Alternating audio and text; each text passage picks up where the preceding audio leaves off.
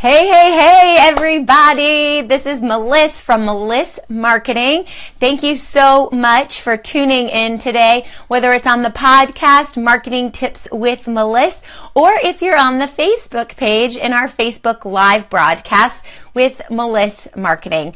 All right, so today what I want to talk to you about are the 5 best time management tips for small business owners. I had a few people who asked me about this, so I wanted to create a podcast for you guys or a live video for you guys about this. So let me just tell you that not all of these topics, not all of these tips may pertain to you. Okay, so sometimes depending on your work environment, this may or may not work for you, but these are some of the best tips that I have compiled for myself and also for some of these small business owners that we service and run Facebook ads and social media marketing for online. All right, so the first thing is to start your day with the basics. I'm talking a good night's sleep, waking up early, having a healthy breakfast, getting yourself energized or motivated, something to make you feel efficient and effective throughout your day. So some people have a morning routine where they like to wake up early and do a workout before they start work and sitting at their desk. Some people like to write in a journal and plan and map out their goals for the day or the week or the month or even the year or even the quarter. Sometimes you want to revisit your quarterly goals, and when you break them down into even smaller goals every single morning and you write out your goals, you become very efficient. The next tip that I have is to complete the most important task first. Because when you're completing that most important task first, everything else will fall into place, right? So if you have a big project you need to get to and lots of little things, and you do all those little things first, that big project's going to be holding over your head and you're going to be like stressed out about having that big project. So you want to deal with that big project first, that big item on your to-do list first, and then it'll be a piece of cake to get those easier things out of the way. Also, one thing to note here is that if you set time in your calendar to tackle these projects, they will be more manageable, and you can save time in the calendar to take breaks. I do that in my calendar schedule. When I book calls, for example, I'll book calls in my schedule, my calendar, and then I save a 10-minute window in between calls, kind of like a buffer of 10 minutes where I can go to the bathroom, I can get up and stretch, I could grab a snack if I need to, or return a phone call to a family member that may have called for something quick. So you want to schedule your day, and as soon as you stick to that schedule, your day will run in flow. Another thing is to spend time doing the things that really matter, the things that are income generating, you know? So if you have lots of little things that aren't going to really make you money at that moment, but then you have big things that are going to make you money, you need to work on those first, because to run your business, you need to make money, right? So you want to work on those income generating things first, and then anything else that doesn't fit into line with that. Thanks for the love, guys. Thanks for being here. If you have any questions, pop them below, and I'll come back and respond to them if I don't see them now while I'm live. So you want to be able to do all those income generating tasks first. And if something doesn't fit in line with that, then you want to hand those tasks off. You want to delegate. Any big business owner, a strong, successful business owner, knows the power of delegation. You can't do it all. You really can't put your hands in every single piece of your business, because you'll be spreading yourself too thin, you'll be extremely high stressed, you won't have any time for yourself, and your business isn't going to actually move forward because you're not focusing your time on your zone of genius, the thing that you do in your business. So if you're a photographer, your zone of genius is actually taking the pictures. If you're a painter, your zone of genius is actually painting the pictures. If you're a social media marketer, your job is actually running the ads and building and strategizing the sales funnels for your clients. But all the other things around that can be delegated. So that could be returning phone calls can be delegated. Returning emails can be delegated. Creating your social media posts can be delegated. So think about what in your business you really need to have your hands on, and everything else take that off your list and delegate it out, because you're going to save time, you're going to save money, your business is going to run in a smooth process, and you're going to be able to scale your business. You're going to be able to grow exponentially when you do that.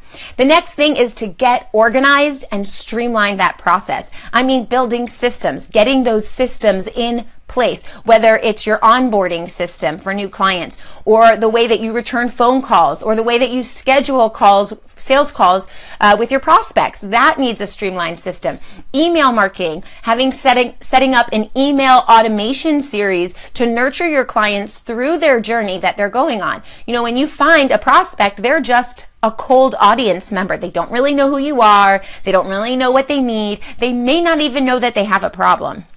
So you need to first warm them up and nurture them with that email series, so that by the end of the series, they know you, they like you, they trust you, they know what their problems are, and they know that you can solve them, and then you're able to pitch them something, and they're going to want it because you've already proven to them that you're the one to help them solve this problem. Well, you can't do that right out the gate when you're just talking to prospects. So you need to have that system in place, that email automation system, the onboarding of your clients, that type of system, and any other systems that you think you need, like a content calendar strategy, which, by the way, if you need help creating your content strategy, which every online business needs to succeed, let me know in the comments below, because I've created a free guide that I'd be happy to share with you called 30 Days of Content Ideas to Kill It on Social Media. So you definitely want to grab a piece of that. I'll give you the link below if you're interested. Just comment below, yes, send me the guide, and I'll be sure to do that. But you need to have all of these systems in place in order for your business to run smoothly.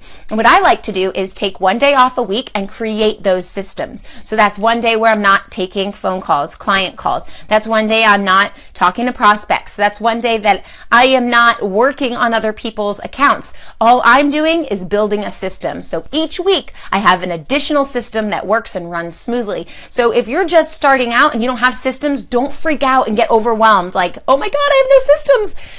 Start with one, finalize that system, really lock it down, make it make sense, and that'll be your system for the week that you've created. And the next week, come up with another system.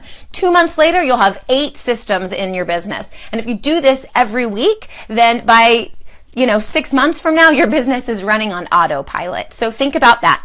You also want to have a clean workspace. This goes with getting organized and streamlining the process. You want to be organized. You want to know where your things are. You want to know where your papers are. Maybe if you're taking client calls and you have papers that you like to just make sure, like a checklist that you're talking about on the call, make sure you know where that is. You also want to be organized with your calendar so that people can schedule calls to work with you or talk to you, but you can also schedule what you're doing during the day. So you want to make sure that all of these are neat and clean and organized. And if you're not an organized person, it's okay to have organized chaos, okay? Not everybody is spick and span tidy. I'm not. I'm a very creative, free-flowing type of person. I know where everything is on my desk. I know what everything means, but I have this free-spirited style to my desk, okay? So if that's you, do what works for you, but make sure you have a system there and make sure it's organized enough that you know what's really happening. Like a filing system, a paper system, an electronic system. How do you save your documents? How do you save your contracts? How do you save or collect information from your clients and your customers? Come up with a system, like maybe an onboarding packet that you need to create to send your new clients and things like that. So just come up with that. And you also want to schedule in around your work some happy playtime. That's me time that you're going to take for yourself, to breathe, to get fresh air, to go on a walk. That's time with your family, with your kids or your spouse or your partner or maybe your parents. You want to schedule that time in. The more scheduled and structured you are, the easier things run, the smoother they run. Now, before I started all my online businesses, before I was successful, I was not this scheduled. I am scheduled. I'm a single mom and I've got kids doing this and kids doing that, and I own 5 companies. So yes, there is some underlying scheduling there, but I was never this scheduled as I am now. And being as scheduled as I am now has totally changed my business. I've grown much more quickly, and everything runs efficiently, and everyone who speaks to me knows the system. I tell them to book a call with me. And, at first people are like, oh, I don't want to book a call. That's so impersonal. Well, that's the way business runs. If you book a call with me, then you get to pick the time that you want the call, and then I wake up in the morning, I pull up my schedule, my calendar, and I go, oh, I have 6 appointments today with boom, boom, boom, boom, boom.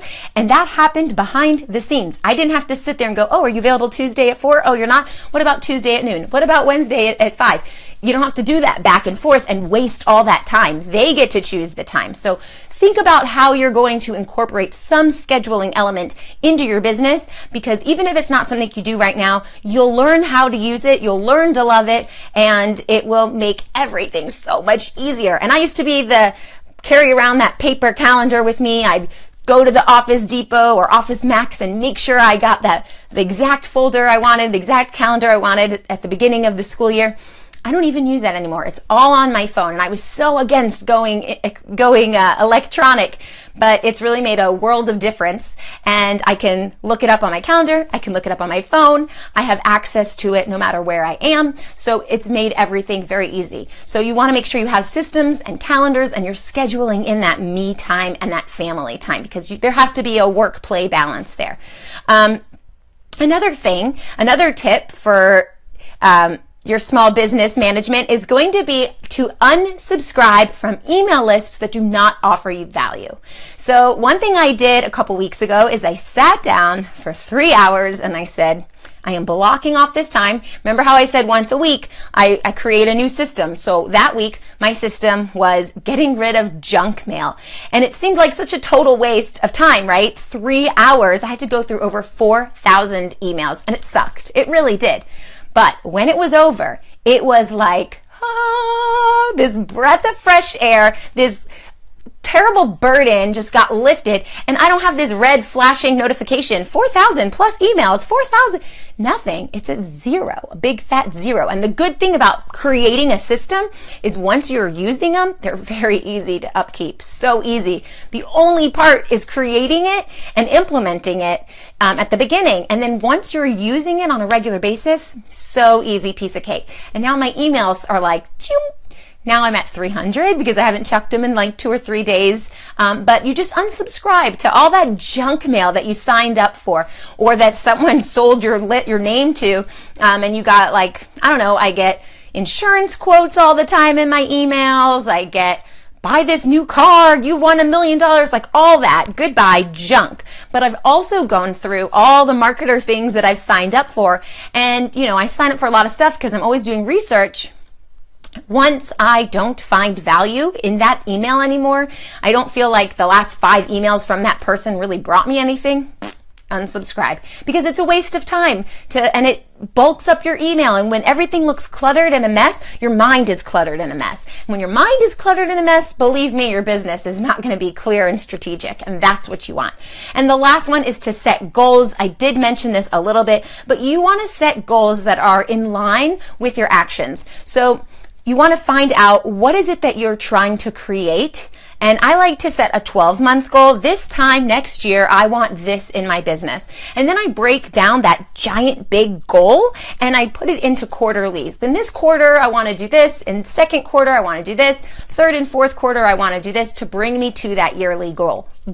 So you want to make sure that you're setting goals, because if you don't set goals, you don't really know where you're going. And if you don't know where you're going, you're just going to dilly-dally through life. And if you set goals, you have drive, you have motivation, you're trying to reach something, and you can break down what you're going to do today to get those goals. So first you set the 12-month goal, then you set the quarterly goal, and then you go back inside that quarterly goal, which has 3 months, and you say, all right, I have this big goal to achieve in these 3 months. What can I do in month 1, month 2, and month 3 to achieve that quarterly goal? And then you could take that 1 month goal and say, all right, for this month, this is my goal. What can I do in week 1, week 2, week 3, and week 4 of this month to achieve this goal? And that's really as simple as it is.